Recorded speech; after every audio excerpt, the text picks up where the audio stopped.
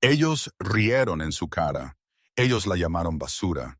Ellos dijeron a su propio hijo que si él se casaba con la camarera embarazada, él perdería cada céntimo de su herencia. Victoria Whitmore, la matriarca de la familia más élite de Nueva York, literalmente arrojó un acuerdo prenupcial al pecho de la pobre chica y señaló a la puerta. Charlie eligió amor.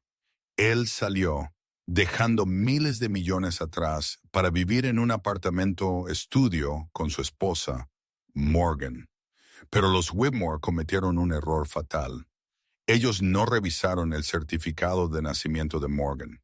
Ellos no sabían que la chica que ellos estaban destruyendo no era una don nadie.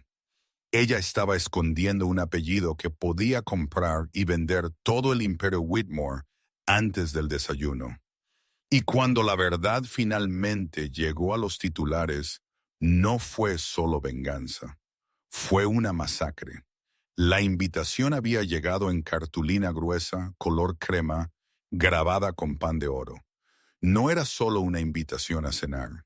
En el mundo de altas apuestas de la élite del Upper East Side, era una citación. Charlie Whitmore ajustó su corbata en el reflejo de las puertas del ascensor.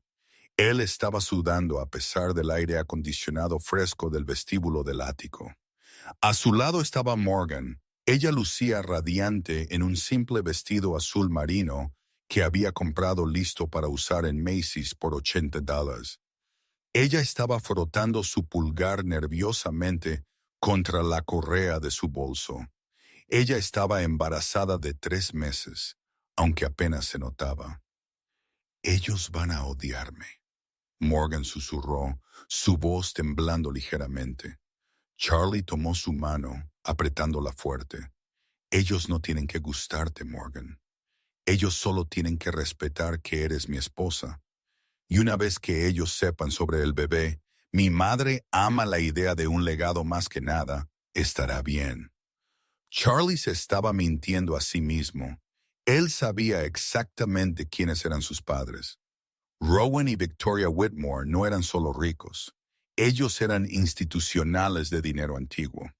Ellos poseían la mitad de los bienes raíces comerciales en Manhattan y tenían una participación controladora en Whitmore Global, un conglomerado de transporte marítimo valorado en miles de millones. Para ellos los linajes eran como balances. Tenían que mantenerse limpios. Las puertas del ascensor se abrieron directamente al vestíbulo del ático.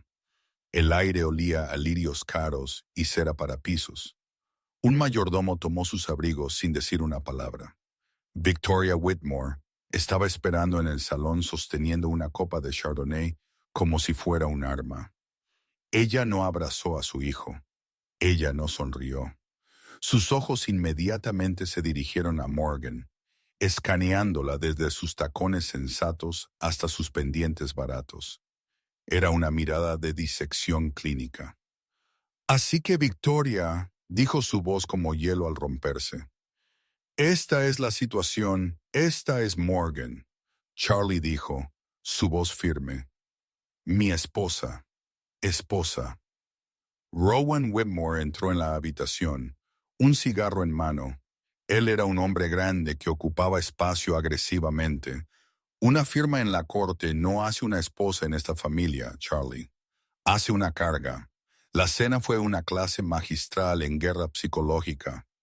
Ellos se sentaron en una mesa de caoba lo suficientemente larga como para aterrizar un avión en ella. El silencio solo fue puntuado por el tintineo de la plata contra la porcelana. Así que Morgan, Victoria dijo, picoteando su pichón, Charlie nos dice que trabajas en hostelería. Soy barista en un café cerca de la universidad, Morgan dijo educadamente. También estoy terminando mi título en Historia del Arte. Rowan resopló un sonido húmedo fuerte de desprecio.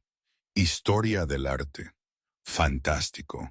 ¿Eso te prepara para qué exactamente? ¿Desempolvar museos? Papá, para.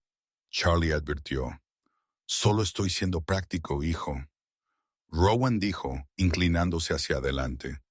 Tú eres el heredero de una compañía Fortune 500. Nosotros teníamos un acuerdo con la familia Kensington. Su hija Beatriz está actualmente esperando una llamada que tú nunca hiciste. En cambio, nos traes una chica que sirve café. Yo la amo, Charlie dijo, y ella está embarazada. Van a ser abuelos. La habitación quedó en silencio total. El reloj de pie en la esquina parecía hacer tic-tac más fuerte. Victoria colocó su tenedor con un tintineo deliberado. Ella miró a Morgan, no con alegría, sino con puro asco. Lo atrapaste. Disculpe, Morgan jadeó. El truco más viejo del libro, Victoria siseó, levantándose. Ella caminó hacia un aparador y sacó un sobre Manila. Ella lo arrojó sobre la mesa. Se deslizó por la madera pulida y se detuvo justo delante del plato de Morgan. Eso es un acuerdo postnupcial, Victoria afirmó, y un cheque por $50,000. Es un paquete de indemnización generoso. Tú firmarás los papeles, tú terminarás el embarazo y tú desaparecerás. Puedes usar el dinero para terminar tu pequeño título de arte. Morgan miró fijamente el cheque. Su cara se puso pálida, luego roja. Ella se levantó, sus manos temblando. No soy una prostituta, soy la esposa de su hijo. Eres una cazafortunas.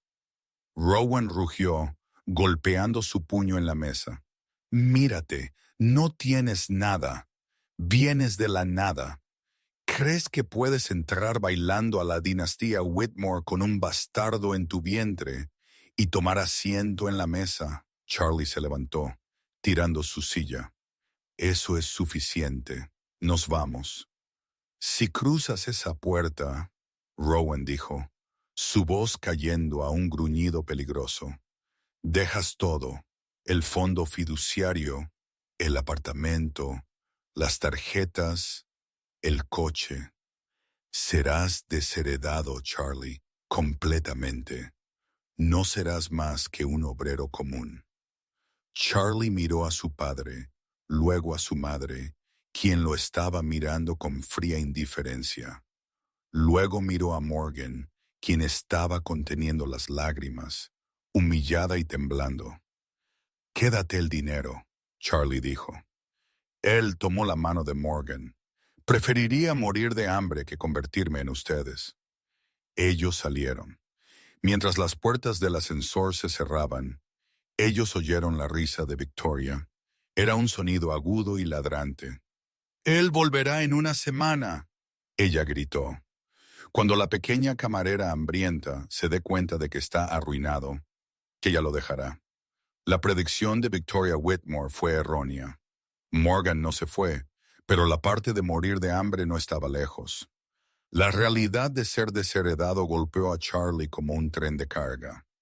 Él había crecido en un mundo donde los problemas se resolvían con una llamada telefónica. Ahora su teléfono estaba desconectado. Sus tarjetas de crédito fueron rechazadas en la gasolinera una hora después de la cena. Ellos tuvieron que vender el Rolex Vintage de Charlie solo para pagar un depósito por un cuarto piso sin ascensor en Queens. El apartamento estaba muy lejos del ático. El radiador tintineó toda la noche, las ventanas filtraban aire con corrientes y la vista era una pared de ladrillo. Charlie, un hombre con un título en negocios de Wharton, se encontró inempleable. No fue solo mala suerte, fue sabotaje. Cada vez que él entrevistaba para una posición de analista junior en una empresa, las cosas iban bien hasta la verificación de antecedentes. Rowan Whitmore tenía un largo alcance. Él había puesto en la lista negra a su propio hijo. Nadie en la ciudad quería contratar al chico que había escupido en la cara del imperio Whitmore. Charlie terminó tomando un trabajo en un sitio de construcción en Nueva Jersey. Él llegaba a casa cada noche cubierto de polvo de paneles de yeso, sus manos ampolladas y en carne viva. Morgan intentó trabajar tanto como pudo, Pero el embarazo fue difícil.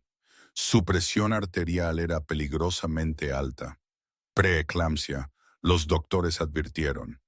Ella fue puesta en reposo en cama a los 6 meses. El invierno de 2014 fue brutal.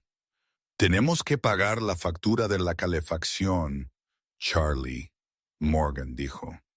Una noche, envuelta en 3 mantas en su sofá abultado, ella lucía demacrada, sus ojos con ojeras en una cara pálida. Hace 23 de afuera. Lo sé, Charlie dijo, mirando la pila de sobres rojos en la mesa. Tomé un turno doble este fin de semana. Lo haré funcionar. Él besó su frente, pero él estaba aterrorizado. Ellos tenían cuentadas en su cuenta corriente. Entonces ocurrió la emergencia. Charlie estaba en el lugar de trabajo cuando recibió la llamada. Morgan se había desmayado. Ella estaba en Mount Sinai, Queens. Charlie corrió.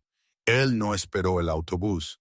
Él corrió 6 manzanas hasta la estación de tren, el pánico apoderándose de su pecho. Cuando él llegó, el doctor parecía grave. Es preeclampsia severa. Sus riñones están batallando. Necesitamos estabilizarla, pero el estrés. Señor Whitmore, ¿ella tiene seguro? Ella no tenía. La cobertura de Charlie había sido terminada por su padre. El trabajo a tiempo parcial de Morgan no ofrecía beneficios. Hagan lo que tengan que hacer, Charlie suplicó. Sálvenla, salven al bebé. Charlie se sentó en la sala de espera, su cabeza entre sus manos. Él sabía que no tenía elección. Él caminó al teléfono público. Su servicio de celular había sido cortado hacía 2 días y marcó el número que juró que nunca marcaría. Residencia Whitmore, el mayordomo respondió. Déjeme hablar con mi madre, Charlie dijo, su voz quebrándose. Un momento después, la voz de Victoria llegó a la línea. Bueno, asumo que estás listo para disculparte. Mamá, por favor. Charlie sollozó. Morgan está en el hospital. Está mal. El bebé está en problemas. No tenemos seguro. Necesitan hacer pruebas. Solo necesito $5,000. Te pagaré. Firmaré lo que quieras. Solo ayúdanos. Hubo un silencio en el otro extremo. Un largo y cruel silencio. Tú te hiciste tu cama, Charlie. Victoria dijo, si ella pierde al bebé, quizás es para mejor. Te da un borrón y cuenta nueva para volver a casa. Clic, ella colgó. Charlie miró fijamente el auricular del teléfono, el tono de marcado zumbando como un tábano en su oído. Una rabia que nunca había conocido comenzó a hervir en su interior. Ellos querían que su hijo muriera. Ellos querían que su esposa sufriera. Él volvió a la habitación de Morgan. Ella estaba despierta, conectada a monitores. Ella lucía tan pequeña. ¿Los llamaste? Ella preguntó débilmente. Charlie asintió, lágrimas corriendo por su cara, mezcladas con polvo de construcción. Ellos dijeron que no. Morgan no lloró. Una extraña calma se asentó sobre su cara. Ella extendió la mano y tomó la mano áspera y callosa de Charlie. Está bien, ella susurró. Está bien, no más suplicar, Morgan. No sé qué hacer, Charlie admitió. Te fallé. No, no lo hiciste. Me amaste. Ella tomó un respiro profundo, haciendo una mueca de dolor. Charlie, dame mi bolso, el viejo de cuero. Morgan, necesitas descansar. Dame el bolso, Charlie. Su voz tenía una firmeza que él nunca había oído antes. Él se lo entregó a ella. Ella buscó en el forro, pasando los recibos arrugados y los envoltorios de chicle, y sacó un pequeño teléfono plegable anticuado. No era su smartphone habitual. Era un teléfono desechable, o eso pensó Charlie. Ella lo abrió. Solo había un número guardado en los contactos. Ella presionó marcar. Charlie observó confundido. ¿A quién estás llamando? No tenemos a nadie. Morgan se llevó el teléfono a la oreja. Sus ojos estaban cerrados, pero las lágrimas se escapaban por las esquinas. «Hola», ella dijo al teléfono. Su voz se quebró. «Abuelo, soy Sarafina. Lo sé, rompí la promesa, pero te necesito. Están tratando de matar a mi bebé». Charlie se congeló. Sarafina Morgan escuchó por un momento, luego asintió. «Mount Sinai, Queens. Sí, gracias». Ella cerró el teléfono y miró a Charlie. «Empaca tus cosas, Charlie. Nos están trasladando». «¿Trasladados? ¿Dónde? ¿Quién era ese?» «Ese», Morgan dijo, «era el único hombre al que tu padre teme. Dentro de 20 minutos, la atmósfera en el hospital cambió. Comenzó con un hombre en traje. Él no era un doctor. Él entró en la habitación estrecha vistiendo un traje a medida de carbón que costaba más que el salario anual de Charlie en el sitio de construcción. Él llevaba un maletín y usaba un auricular. «Señora Whitmore», el hombre preguntó. Él dudó en el apellido. «Sí», Morgan dijo. Ella pareció sentarse más erguida en la cama del hospital. «Mi nombre es Arthur Vance. Soy jefe de seguridad de la finca. Un helicóptero está aterrizando en el tejado en 5 minutos. Tenemos un equipo médico del General de Zurich a bordo. Le estamos trasladando al ala privada en New York Presbyterian. Todo el piso ha sido asegurado». Charlie se levantó, poniéndose entre el hombre y Morgan. «¿Quién es usted? ¿Qué está pasando?» El hombre miró a Charlie. Él no lo miró con desprecio a diferencia de los Whitmore. Él miró a Charlie con una extraña mezcla de curiosidad y respeto. «Usted debe ser el esposo. El señor Blackwood lo ha estado monitoreando». «¿Blackwood?» Charlie frunció el ceño. «No conozco a ningún Blackwood». Morgan apretó la mano de Charlie. «Charlie, por favor, solo confía en mí. Te explicaré todo. Solo ven conmigo». El traslado fue que un borrón. Ellos fueron llevados rápidamente al tejado, cargados en un helicóptero Sorsky, que parecía más una sala de estar voladora que una aeronave, y volaron por la ciudad. Cuando ellos llegaron al nuevo hospital, no era una habitación. Era una suite, pisos de mármol, una vista de Central Park y los 3 especialistas esperando. Ellos estabilizaron a Morgan inmediatamente. La factura, que Charlie sabía que debía ser astronómica, ni siquiera fue mencionada. 2 días después, Morgan estaba estable. El peligro había pasado. Charlie se sentó junto a la cama mirando a su esposa. Ella lucía más sana, su color, regresando. «Blackwood», Charlie dijo suavemente. «Morgan, el único Blackwood que conozco es Silas Blackwood, el magnate del acero, el tipo que posee las minas en África y la mitad de las rutas marítimas en el Pacífico. Él es un mito. No ha sido visto en público desde 1998. Morgan miró sus manos. «Él no es un mito. Él es mi abuelo». Charlie la miró fijamente. «Tú me dijiste que tus padres murieron en un accidente de coche en Ohio. Tú dijiste que creciste en un hogar de acogida». «Mis padres sí murieron en un accidente», Morgan dijo en voz baja. «Mi madre era la única hija de Silas Blackwood. Ella se escapó cuando tenía 19 años, porque ella odiaba la vida. Ella odiaba a los guardias de seguridad, los sustos de secuestro, los amigos falsos. Ella quería ser normal. Ella cambió su nombre a Miller. Ella conoció a mi padre, un mecánico. Ellos eran felices. Pobres, pero felices».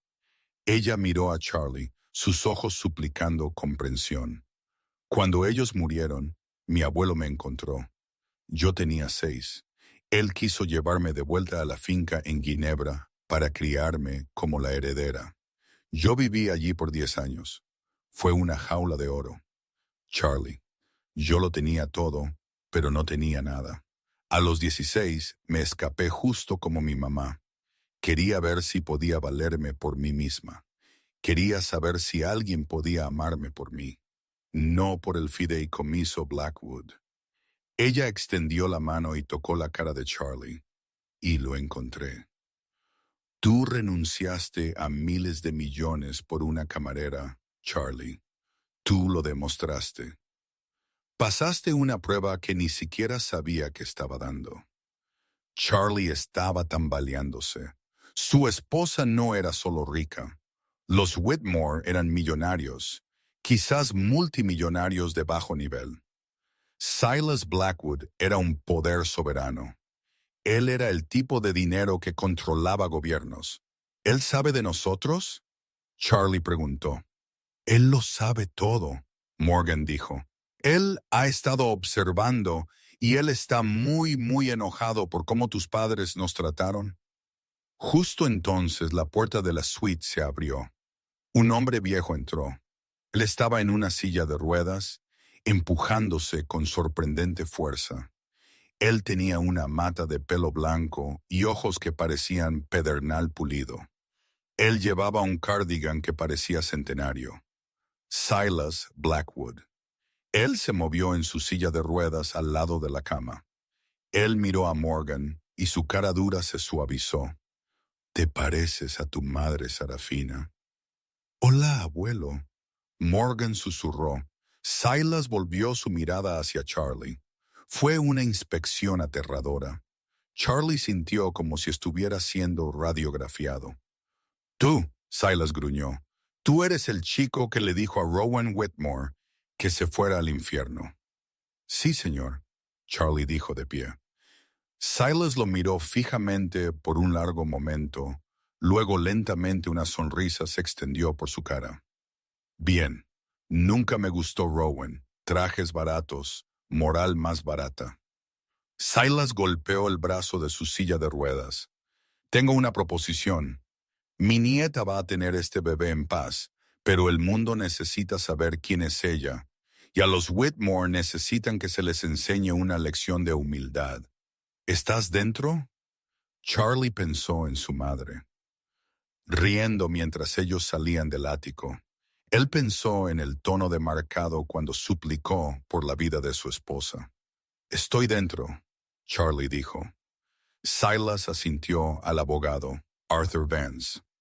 Arthur, inicia la operación Casa de Cristal y consígueme el archivo sobre la reestructuración de la deuda de Whitmore Global.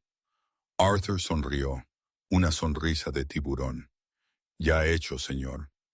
Sus préstamos están para renovación la próxima semana. El banco está vacilando. Compra el banco, Silas dijo casualmente, y consíguenos boletos para la Met Gala. Oigo que los Whitmore la presiden este año. 3 meses después, la Met Gala es el pináculo de la sociedad de Nueva York. Para Victoria Whitmore fue su coronación. Ella era la presidenta del evento. Ella había pasado meses curando la lista de invitados, asegurando que solo lo más selecto asistiera.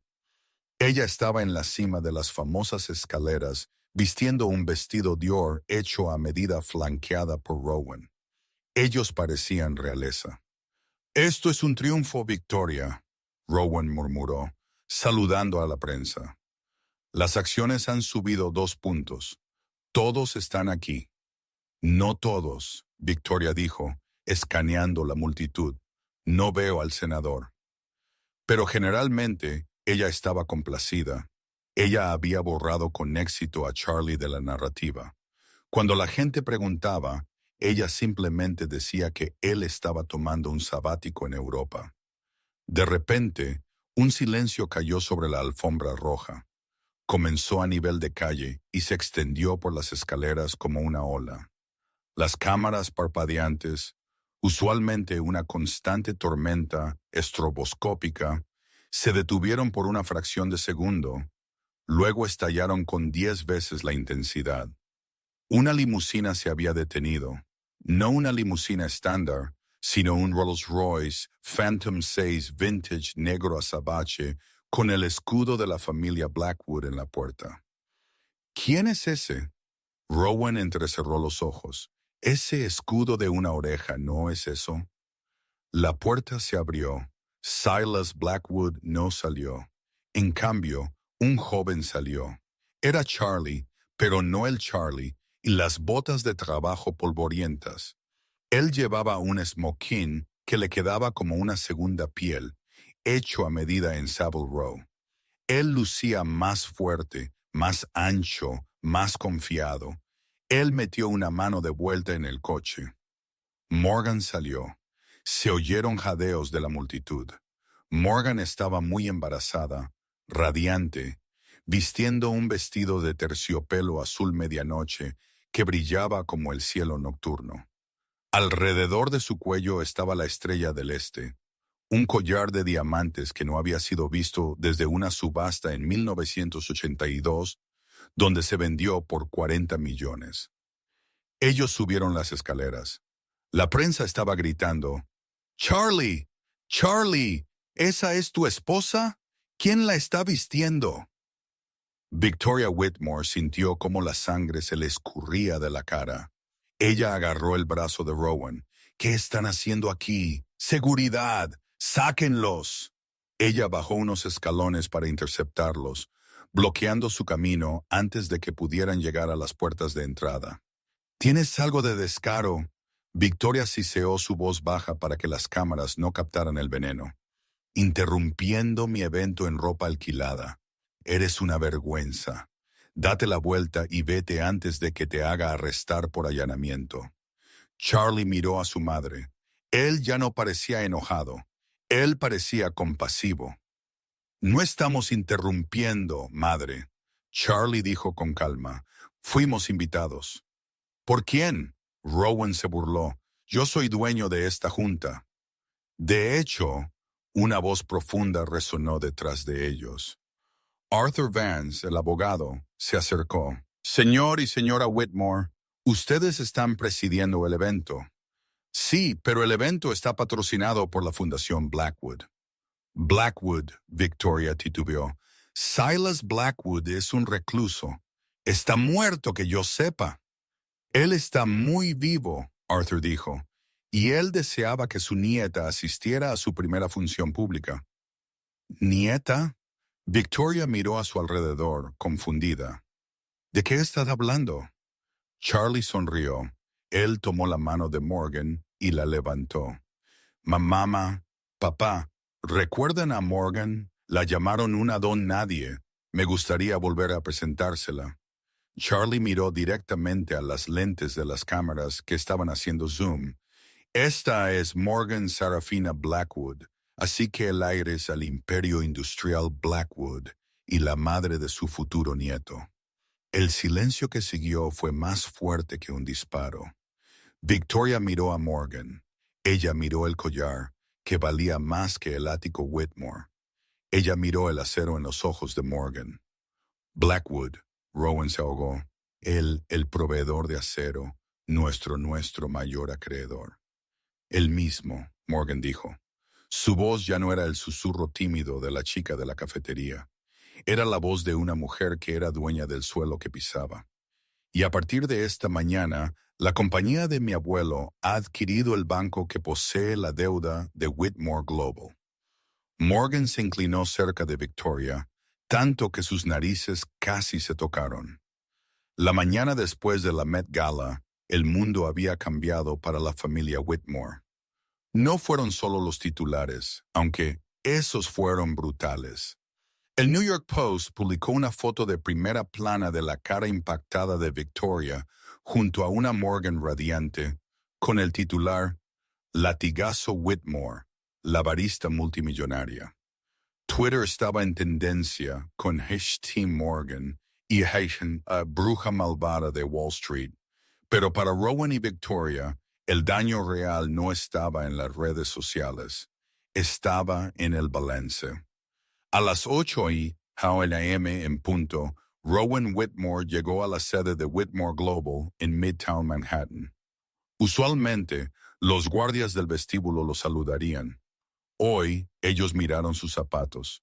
La recepcionista dejó de teclear mientras él pasaba. El aire en el edificio estaba denso con el olor a sangre en el agua. Rowan irrumpió en su oficina, golpeando la puerta.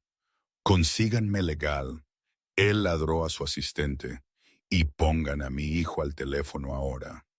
«Me temo que eso no será necesario, Rowan». Rowan se giró, sentado en su silla ejecutiva de cuero, la silla en la que Rowan se había sentado durante 30 años. Estaba Charlie. Charlie lucía completamente diferente del joven desesperado que había rogado por ayuda meses atrás. Él estaba bien afeitado, vistiendo un traje azul marino y leyendo un archivo en el escritorio de Rowan. De pie junto a la ventana, mirando el horizonte, estaba Morgan. Ella llevaba un vestido de maternidad color crema y un blazer. Ella ya no parecía una barista. Ella parecía la dueña. «Sal de mi silla», Rowan gruñó, su cara poniéndose de un peligroso tono púrpura. «Seguridad. La seguridad trabaja para la Junta. Papá», Charlie dijo con calma, sin moverse. «Y a partir de las 7:30 de esta mañana, la Junta ha sido reestructurada». «¿Reestructurada? No puedes reestructurar sin mi voto. Yo poseo el 51% de las acciones con derecho a voto». «De hecho», Morgan dijo, girándose de la ventana, «tú poseías el 51% de las acciones apalancadas contra la deuda de la compañía. Tú usaste tus propias acciones como garantía para los préstamos de expansión en 2018. Un movimiento arriesgado, Rowan». Rowan se congeló. «Esos préstamos no vencen hasta 2028. «Técnicamente sí», Morgan dijo, caminando hacia el escritorio y colocando un documento pesado encima. «A menos que el prestamista determine que la reputación del prestatario se ha vuelto materialmente adversa a la seguridad del préstamo. Es una cláusula estándar. Cláusula 14b». Ella golpeó el periódico en el escritorio con el titular de la bruja malvada. «Humillación pública», Morgan dijo. «Escándalo. El CEO desheredando a su propio heredero. Eso pone nervioso al mercado. El prestamista tiene el derecho de exigir el préstamo inmediatamente para proteger su activo». «¿Y quién es el prestamista?», Rowan susurró, aunque él ya sabía la respuesta. «Blackwood Capital», Morgan dijo suavemente. «Mi abuelo compró la deuda, Rowan, y él la transfirió a un fideicomiso a mi nombre». Rowan se desplomó en el sofá del visitante. La lucha se le escurrió. Él conocía los números. Si el préstamo fuera exigido ahora, él tendría que liquidar sus propiedades personales para cubrirlo. Él perdería las casas, los coches, la colección de arte. «¿Qué quieren?», Rowan preguntó, su voz temblando. «¿Quieren una disculpa?». «Bien, lo siento. Fuimos duros. Estábamos protegiendo los intereses de la familia». La puerta se abrió y Victoria irrumpió. Ella lucía despeinada, su usual peinado perfecto aplastado. «Rowan, mis tarjetas de crédito, la tarjeta negra fue rechazada en Bergdorf's. La cortaron frente a mí». Ella vio a Charlie y se detuvo. Sus ojos se estrecharon. «Arregla esto. Dile a tu esposa que retire a sus perros». Charlie se levantó lentamente. Él caminó alrededor del escritorio y se paró frente a sus padres. «Saben», Charlie dijo, su voz conversacional, «pensé mucho en este momento cuando estaba rascando lodo de paneles de yeso de mis manos en un apartamento helado en Queens. Pensé que querría gritarles, pero solo me siento cansado». Él metió la mano en el bolsillo de su chaqueta y sacó un sobre arrugado y manchado. Era el mismo sobre Manila que Victoria le había arrojado a Morgan en la cena meses atrás. «Ustedes le dieron a Morgan una elección», Charlie dijo. $50,000 para irse o nada. Él arrojó el sobre la mesa de café frente a ellos. «Nosotros les estamos dando una elección, también». Morgan dio un paso adelante. «Opción A. Exijo el préstamo. Whitmore Global entra en administración judicial inmediata». Son despojados de sus activos para pagar la deuda. Se declaran en bancarrota del capítulo 7, pierden el ático, pierden la finca de Hampton, terminan sin nada. Victoria jadeó, agarrando sus perlas. Y opción B. Opción B, Morgan dijo. Se retiran hoy. Transfieren todos los derechos de voto a Charlie. Desalojan el ático. Es propiedad de la compañía después de todo. Se mudan a la pequeña cabaña en los terrenos de Connecticut. Reciben un estipendio mensual de $4,000. Eso es aproximadamente de lo que Charlie y yo vivíamos. $4,000. Victoria chilló. Eso ni siquiera cubrirá mis citas de peluquería. Entonces aprende a hacer tu propio pelo, Charlie dijo fríamente.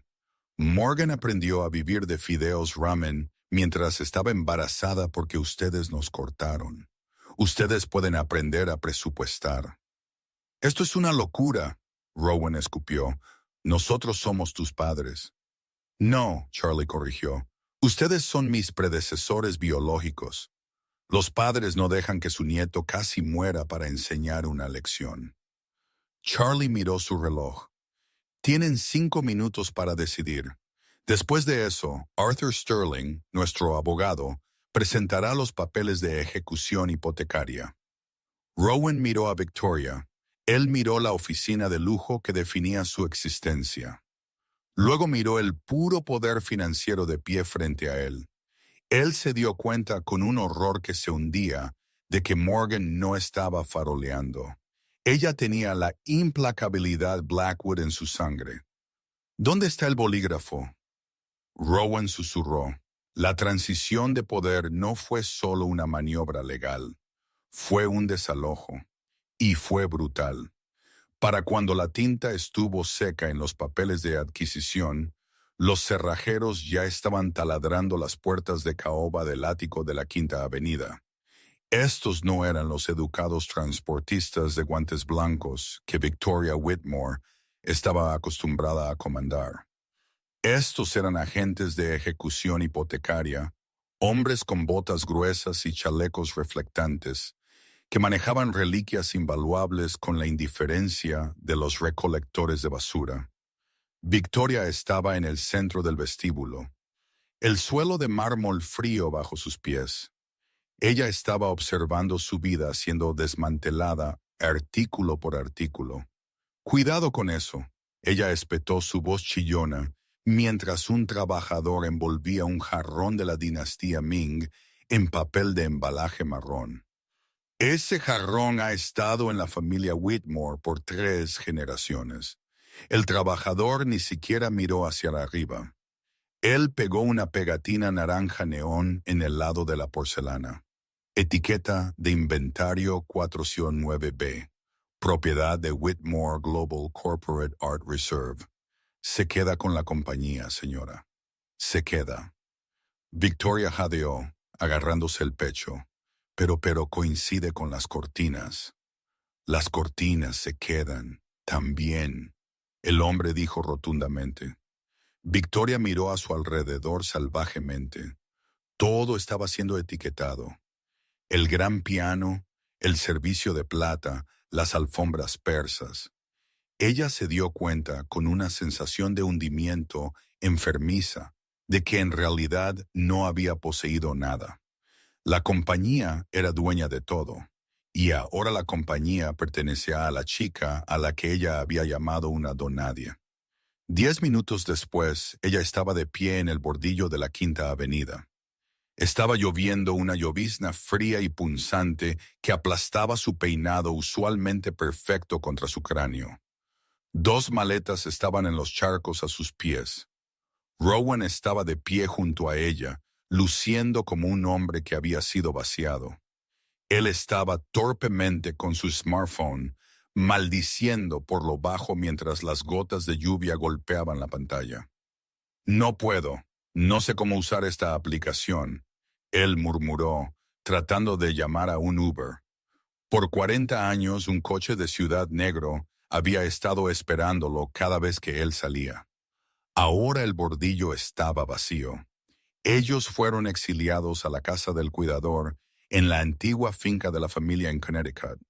En años anteriores, ellos habían alojado a sus jardineros allí. Ahora era su mundo entero. Era una casa perfectamente adecuada, 3 habitaciones, un pequeño jardín. Pero para Victoria era una celda de prisión. El silencio era la parte más ruidosa. El teléfono, que solía sonar incesantemente con invitaciones a galas, subastas benéficas y reuniones de junta, estaba muerto. Sus amigos, los senadores, los CEOs, las socialites, se habían evaporado en el momento en que se dio la noticia. Fue una cuarentena social. Meses pasaron arrastrándose en una neblina gris. Rowan pasó sus días en un sillón reclinable, bebiendo whisky barato y viendo noticias de negocios, torturándose al ver los precios de las acciones de Whitmore dispararse bajo el liderazgo de Charlie. Victoria pasó su tiempo deambulando por las pequeñas habitaciones, desempolvando superficies que ninguna sirvienta volvería a limpiar. Entonces llegó la revista. Era un martes a finales de otoño. Victoria estaba en el buzón al final del camino de entrada cuando vio la portada de la revista People sobresaliendo del paquete. El titular gritaba en letras amarillas en negrita: "El bebé de $1.000 millones". Sus manos temblaron mientras ella lo sacaba. Había una foto tomada por una cámara de teleobjetivo de Charlie y Morgan saliendo del hospital Mount Sinai. Ellos lucían exhaustos, despeinados, pero radiantes con una alegría que Victoria no podía comprender. En los brazos de Morgan había un bulto envuelto en una manta blanca. Luke Silas Whitmore. Victoria miró fijamente la imagen granulada de la cara del bebé. Él tenía los ojos de Charlie. Él tenía la barbilla Whitmore. Él era perfecto. Algo se rompió dentro de ella. No era arrepentimiento exactamente. Victoria era demasiado orgullosa para el arrepentimiento, pero era un pánico feroz y posesivo. Ese bebé era su legado. Ese bebé era el futuro del linaje. No podían simplemente excluirla. Ella era la matriarca. Tenemos que verlo, Victoria dijo, irrumpiendo de vuelta en la cabaña, la revista agarrada en su mano como un arma. Victoria, no lo hagas. Rowan murmuró desde su silla. Los abogados dijeron. No me importa lo que dijeron los abogados, ella chilló. Yo soy su abuela. La sangre es más espesa que los contratos, Rowan. Una vez que Charlie me vea, una vez que él vea a su madre sosteniendo a su hijo, él se derretirá. Él siempre fue un chico blando. Solo necesita que se le recuerde quién lo crió. Ella forzó a Rowan a ponerse su único traje restante. Ellos condujeron las 2 horas a la ciudad en su sedán oxidado, el calefactor traqueteando todo el camino. Ellos fueron directamente al West Village. Morgan y Charlie habían comprado una casa de piedra rojiza en una tranquila calle arbolada. Era un edificio imponente, luz cálida derramándose por las ventanas, contrastando con el crepúsculo sombrío. Victoria subió los escalones y presionó el timbre. Ella alisó su abrigo, practicó su sonrisa. Ella preparó las lágrimas. Zumbido, zumbido. El intercomunicador cobró vida. No era la voz de Charlie, era una voz profunda y ronca de un guardia de seguridad. Declare su asunto. Esta es Victoria Whitmore, ella anunció, levantando su barbilla. Estoy aquí para ver a mi hijo Charlie y a mi nieto. Hubo una larga y pesada pausa. La estática siseó. Un momento. Victoria se volvió hacia Rowan, una sonrisa triunfante en su cara. «¿Ves? Nos están dejando entrar». Pero la pesada puerta de roble no se abrió. En cambio, una puerta de servicio lateral se abrió con un clic y un hombre salió al porche. No era Charlie, era Arthur Sterling, el nuevo jefe de consejo legal de la familia. Un tiburón en un traje a medida. Él sostenía una tableta negra en su mano, su cara ilegible. Señora Whitmore, Arthur dijo, su voz cortante y fría, usted está violando el protocolo de acoso. ¿Acoso? Victoria rió un sonido quebradizo. Estoy visitando a mi familia. No puedes impedir que una abuela vea a su nieto. Es antinatural. De hecho, sí puedo, Arthur dijo.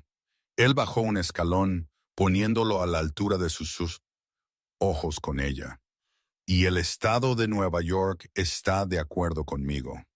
Él tocó la pantalla de la tableta y la giró para que ella pudiera ver. Era un archivo de audio digital. ¿Reconoce esta grabación, señora Whitmore? Está fechada el 12 de enero, 9:42 p.m. Victoria frunció el ceño. No sé de qué estás hablando. Arthur presionó reproducir. El sonido que salió de la tableta era cristalino. Cortó el ruido de la calle como un cuchillo. Primero, el sonido de Charlie sollozando, sin aliento y aterrorizado. Mamá, mamá, por favor, Morgan está en el hospital. Está mal. El bebé está en problemas. No tenemos seguro. Solo necesito $5,000. Sálvenla. Salven al bebé. Victoria se congeló. Su estómago se encogió. Luego su propia voz llenó el aire. Fría, aguda, despectiva. Tú te hiciste tu cama, Charlie. Si ella pierde al bebé, quizás es para mejor. Te da un borrón y cuenta nueva para volver a casa. Clic. El silencio que siguió a la grabación fue más pesado que la tumba. Victoria sintió cómo la sangre se le escurría de la cara. Ella sintió que podría vomitar en la acera. ¿Ustedes grabaron eso? Ella susurró. Todas las llamadas a la finca son registradas por seguridad. Arthur dijo, metiendo la tableta bajo su brazo. Nosotros citamos los registros. Reproducimos esta grabación para un juez de tribunal de familia esta mañana, señora Whitmore. El juez estaba horrorizado. Arthur dio un paso más cerca, su voz cayendo a un susurro que era más aterrador que un grito. El juez concedió una orden de protección permanente de emergencia. Él citó crueldad emocional extrema y una amenaza creíble al bienestar del niño. Él afirmó que una mujer que desea activamente la muerte de un niño no se gana el privilegio de sostener a ese niño cuando él sobrevive. Victoria se tambaleó hacia atrás, su tacón enganchándose en el pavimento. Ella extendió la mano hacia la barandilla para estabilizarse. Charlie, ella se ahogó. ¿Sabes, Save Charlie, que están haciendo esto? Charlie me dio la grabación, Arthur dijo simplemente. Las palabras la golpearon como un golpe físico. Él me pidió que le diera un mensaje. Arthur continuó. ¿Qué? Ella lloró, las lágrimas finalmente reales. Dígame, por favor. Arthur la miró con cero simpatía. Él dijo, dile que Luke sabrá exactamente quién es ella. Cuando él sea lo suficientemente mayor, le contaremos la historia. No lo esconderemos. Le diremos que su abuela tuvo una elección entre su orgullo y su vida. Y ella eligió su orgullo. Arthur se dio la vuelta. Él regresó a la puerta de servicio. Adiós, señora Whitmore. Si regresa a esta propiedad, será arrestada. La puerta se cerró de golpe. El cerrojo se deslizó hasta el final con un golpe final. Victoria se quedó sola en la acera. Ella miró la ventana del tercer piso. Las cortinas estaban corridas, pero la luz interior era dorada y cálida. A través de la tela, ella pudo ver la silueta de un hombre meciendo a un bebé de un lado a otro. Ella vio la silueta de una mujer acercarse por detrás de él, apoyando su cabeza en su hombro. Era un cuadro de paz doméstica perfecta. Una familia, y ella estaba afuera en el frío, exactamente donde ella había intentado ponerlos. No nos dejaron entrar. Ella susurró su voz hueca. Te lo dije. Rowan dijo desde la acera, su voz cansada y derrotada. Vamos, Victoria, estamos gastando gasolina. Mientras se alejaban de vuelta hacia la oscuridad del campo, Victoria miró por la ventana. Ellos pasaron una valla publicitaria digital masiva en Times Square. Era un anuncio para la nueva gala benéfica Whitmore Blackwood. El eslogan escrito en elegante letra decía, «La familia primero, siempre». La ironía sabía a ceniza en su boca. Ella cerró sus ojos, pero aún podía oír la grabación reproduciéndose en su mente en un bucle. Si ella pierde al bebé, quizás es para mejor. De vuelta en la cálida guardería, Charlie miró al bebé Luke. El infante estaba durmiendo profundamente, agarrando el dedo meñique de Charlie con una mano pequeña e increíblemente fuerte. ¿Ella vino? Morgan preguntó suavemente, entrando con una botella tibia. Sí, Charlie dijo. Él no miró por la ventana. Él no miró la calle. Sus ojos estaban fijos en su hijo. Arthur lo manejó. ¿Te sientes mal? Morgan preguntó, tocando el brazo de Charlie suavemente. Ellos son tus padres, Charlie. Charlie recordó el miedo en el sitio de construcción. Él recordó el hambre en el apartamento helado. Él recordó el tono demarcado esa noche. No, Charlie dijo, besando la frente de Luke. No me siento mal, me siento seguro. 5 años es una vida en el mundo de las altas finanzas. Es tiempo suficiente para que los imperios se desmoronen y para que nuevos dioses asciendan. En la media década desde que las pesadas puertas de roble de la casa de piedra rojiza del West Village habían sido cerradas de golpe en la cara de Victoria Whitmore, el paisaje del poder de Nueva York había cambiado bajo sus pies. La alianza Whitmore Blackwood no solo había sobrevivido, había prosperado con una ferocidad que desconcertaba a los analistas de Wall Street. Morgan, con el acero de su abuelo en su columna vertebral, había revolucionado la logística de la compañía, cortando el desperdicio y maximizando la eficiencia. Charlie, por el contrario, se había convertido en el alma de la operación. Él implementó participación en las ganancias para los trabajadores de fábrica, licencia de paternidad pagada y fondos de becas. The Wall Street Journal lo había calificado como el milagro industrial de la década. No eran solo multimillonarios, eran intocables, o eso pensaban. La paz en la cima siempre es una ilusión. Cuanto más alto subes, más tenue es el aire y más afilados los cuchillos esperando en la oscuridad. El ataque llegó un martes gris de noviembre. No fue un asalto físico, pero en su mundo fue mucho más letal, una decapitación corporativa hostil.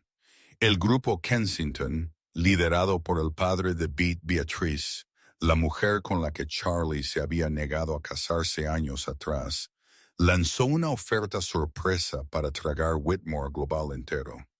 Lord Kensington había olido sangre. Él asumió que el enfoque de Charlie en la caridad lo hacía blando y que Morgan estaba demasiado distraída por la maternidad para notar a los tiburones rodeando el barco. El enfrentamiento tuvo lugar en la sala de juntas principal de la nueva sede en el One World Trade Center. La habitación era una fortaleza de vidrio y cromo con vistas a la ciudad que Charlie ahora efectivamente ayudaba a dirigir. Lord Kensington se sentó a la cabecera de la mesa, luciendo como un buitre en un traje de 3 piezas. Él estaba flanqueado por una phalanx de abogados agresivos. Cuando Charlie y Morgan entraron, Kensington ni siquiera se levantó. «Es una oferta generosa, Charlie», Kensington dijo, su voz goteando condescendencia mientras él deslizaba un grueso contrato sobre la pulida mesa de cristal. «Estamos ofreciendo un 20% por encima del valor de mercado por sus acciones controladoras. Tomen el dinero, vayan a jugar a la casita con su esposa e hijo. Dejen que los adultos manejen el trabajo pesado de la industria. Charlie levantó el documento pesado. Él no lo abrió. Él lo sopesó en su mano, mirando a Kensington con una expresión que no era enojo, era aburrimiento. Estás calculando mal, Charlie dijo suavemente, arrojando el contrato de vuelta. Aterrizó con un golpe sordo. ¿Crees que porque yo solía mezclar concreto en Nueva Jersey para sobrevivir y porque mi esposa solía servir café para pagar la matrícula, que no sabemos casar? Usted confunde la amabilidad con la debilidad, Lord Kensington. Eso es un error fatal. Kensington se rió, encendiendo un cigarro a pesar de las regulaciones del edificio. Ahórrame el drama moral. Tengo el capital, tengo el oído de la Junta. Estás acabado. Morgan dio un paso adelante. Ella llevaba un simple traje blanco, afilado e inmaculado. Ella no llevaba archivos, ni maletín, solo una pequeña unidad USB negra. Ella lo colocó suavemente sobre la mesa de cristal. El clic resonó en la habitación silenciosa. Lord Kensington, Morgan dijo, su voz sedosa y peligrosa. Antes de iniciar una guerra de poderes, quizás quiera revisar el contenido de esa unidad. Carpeta 3 específicamente. Kensington frunció el ceño al cigarro, deteniéndolo a medio camino de su boca. ¿Qué es esto? ¿Un soborno? Es una póliza de seguro, Morgan respondió, apoyando sus manos en la mesa y mirándolo fijamente.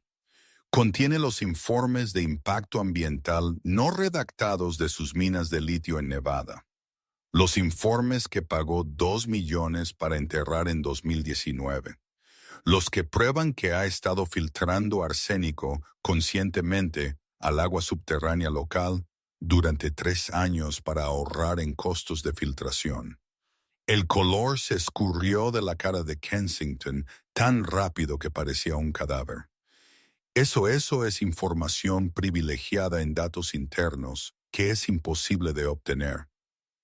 Era privilegiado, Charlie interrumpió, su voz cayendo a un susurro aterrador, hasta que decidiste amenazar a mi familia. Ahora es una palanca. Morgan golpeó la unidad con una uña cuidada. Si no retira su oferta y renuncia a su propia presidencia antes del mediodía de hoy, una copia de esta unidad va a la EPA. Otra copia va al New York Times y la tercera va al Departamento de Justicia. Kensington miró a sus abogados. Ellos miraron a otro lado aterrorizados. Él miró a Charlie, esperando ver al chico blando del que había oído rumores. En cambio, él vio los ojos de Silas Blackwood mirándolo de vuelta. «Sal de mi edificio», Charlie dijo. Kensington se levantó, sus manos temblando, y se fue sin decir una palabra. La adquisición estaba muerta en 3 minutos. Esa noche, la atmósfera no podría haber sido más diferente. Ellos estaban celebrando el 5º cumpleaños de Luke en su finca privada en el Valle de Hudson. No había helicópteros de prensa, ni detalles de seguridad a la vista, solo el zumbido de los grillos y el olor a carbón. Era una barbacoa en el patio trasero. Sin chefs con estrellas Michelin, solo Charlie en un delantal volteando hamburguesas. Silas Blackwood, de 92 años y confinado a una silla de ruedas, se sentó a la sombra de un roble. Él observó a su bisnieto Luke persiguiendo a un Golden Retriever por el extenso césped verde. «Él corre rápido», Silas gruñó, viendo al chico caer y reír. «Lo hace». Charlie sonrió, entregando al anciano un vaso de té helado. «Él lo saca de Morgan. Ella nunca deja de correr hasta que consigue lo que quiere». Silas tomó un sorbo, sus ojos agudos evaluando a Charlie. «Hiciste bien hoy, muchacho». Oí lo de Kensington. Al principio me preocupé por ti. Pensé que podrías ser demasiado como tu padre. Mucho ladrido, nada de mordisco. Pero tienes agallas. Protegiste lo que era tuyo. Tuve que aprender de la manera difícil, Charlie respondió, mirando hacia la casa donde Morgan estaba riendo con amigos. Millas lejos en una pequeña cabaña húmeda en Connecticut. El camino difícil fue la única realidad que Rowan y Victoria Whitmore conocieron. Su exilio se había asentado en una miseria gris y sofocante. La cabaña era adecuada, pero para ellos era una celda de prisión. Los grifos goteaban, la calefacción era irregular, pero la pobreza no era la peor parte. Era el silencio. Cada Navidad, Victoria escribiría una larga carta suplicante. Ella lo pondría en un sobre con una tarjeta y cada enero volvería a su buzón marcado rechazado, devolver al remitente. Una tarde, Victoria estaba en el mercado de presupuesto local. Ella odiaba esta tienda. Las luces fluorescentes zumbaban y el suelo estaba pegajoso. Ella estaba en la fila de la caja, agarrando un puñado de cupones. Ella había pasado la mañana recortando una humillación que aún hacía temblar sus manos. Ella miró hacia arriba y su corazón se detuvo. Montado encima de la caja registradora, había un pequeño televisor sintonizado a un canal de noticias nacional. El banner en la parte inferior leía del año Charlie Whitmore. Allí estaba él, su hijo. Él lucía mayor, distinguido con plata tocando sus sienes. Él estaba sosteniendo a Luke, su nieto, en sus brazos.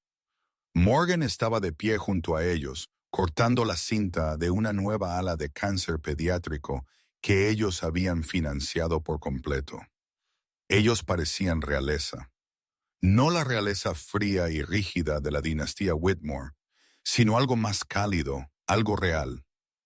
El reportero en la pantalla sostuvo un micrófono a Charlie. Señor Whitmore, usted ha donado la mitad de su salario anual este año a madres solteras y familias en crisis. ¿Por qué esa causa es tan personal para usted? Usted viene de tal privilegio.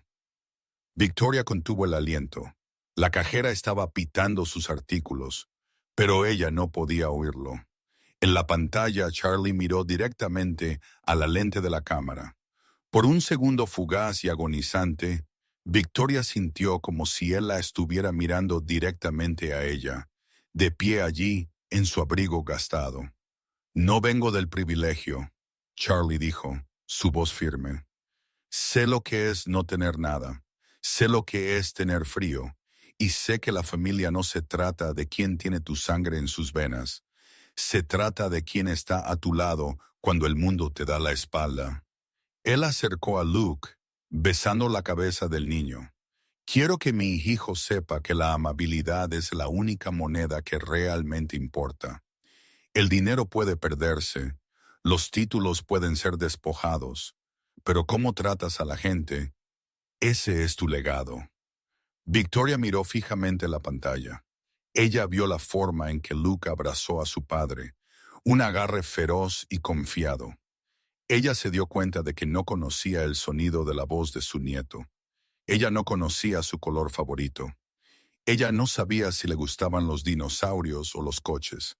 Ella era una extraña para su propia inmortalidad. Señora, la cajera espetó. ¿Va a pagar? Victoria miró sus cupones. Ellos parecían basura en sus manos. Ella dejó el carrito lleno de comestibles en medio del pasillo y salió a su sedán oxidado, llorando incontrolablemente en el estacionamiento. De vuelta en la finca del Valle de Hudson, el sol estaba empezando a ponerse, pintando el cielo en púrpuras y oros magullados. Morgan encontró a Charlie en el porche trasero. La fiesta estaba terminando. Él estaba apoyado contra la barandilla, viendo a Luke atrapar luciérnagas en un frasco, su risa resonando como una campana en el aire fresco. ¿Estás bien? Morgan preguntó suavemente, envolviendo sus brazos alrededor de su cintura y apoyando su barbilla en su hombro. Sí. Charlie exhaló, la tensión de los años finalmente desenrollándose de sus hombros. Estaba pensando en esa cena. La noche que te arrojaron el acuerdo prenupcial, la noche que salí. ¿Te arrepientes? Morgan preguntó, su voz suave. Perdiste a tus padres, Charlie. Perdiste tu derecho de nacimiento. Ese es un precio alto a pagar. Charlie se giró en sus brazos. Él miró la casa extensa que estaba llena de amor, no solo de muebles caros. Él miró a su esposa, quien lo había salvado cuando él se estaba ahogando. Él miró a su hijo, quien estaba seguro, feliz y amable. No perdí a mis padres, Morgan. Charlie susurró, apartando un mechón de pelo de su cara. Perdí a dos personas que conocían el precio de todo y el valor de nada. Él besó su frente, acercándola mientras las primeras estrellas comenzaban a pinchar la oscuridad sobre ellos. Perdí una herencia, Charlie dijo, una sonrisa finalmente llegando a sus ojos. Pero gané la lotería. Y mientras Luke corría a los brazos de su padre, gritando sobre la luz de las luciérnagas, los titulares, los miles de millones y el drama se desvanecieron en el fondo. Todo lo que quedaba era lo único que era real, una familia. Esta historia nos recuerda una verdad brutal, a menudo no dicha. A veces las personas que se supone que te aman más son las que te hieren más profundamente. Charlie y Morgan demostraron que la verdadera familia no se define por el ADN, los apellidos o las cuentas bancarias. Se define por la lealtad, el sacrificio y la voluntad de permanecer juntos cuando los vientos helados de la vida intentan separarlos. Victoria y Rowan Whitmore terminaron con exactamente lo que más valoraban, su orgullo. Pero ellos murieron solos, dándose cuenta demasiado tarde de que su orgullo no podía abrazarlos de vuelta. ¿Qué habrías hecho si estuvieras en los zapatos de Charlie? ¿Habrías perdonado eventualmente a tus padres por el bien de tu hijo? ¿O los habrías cortado para siempre para proteger tu paz justo como él hizo? Es una pregunta complicada sin respuesta fácil. Déjame saber tus pensamientos honestos en los comentarios abajo. Yo leo cada uno. Si disfrutaste esta historia de justicia, karma y redención, por favor dale a ese botón de me gusta. Realmente ayuda al canal a crecer y alcanzar a más personas. Y no olvides suscribirte y activar la campana de notificaciones para que nunca te pierdas una nueva historia. Gracias por ver y te veré en el próximo video.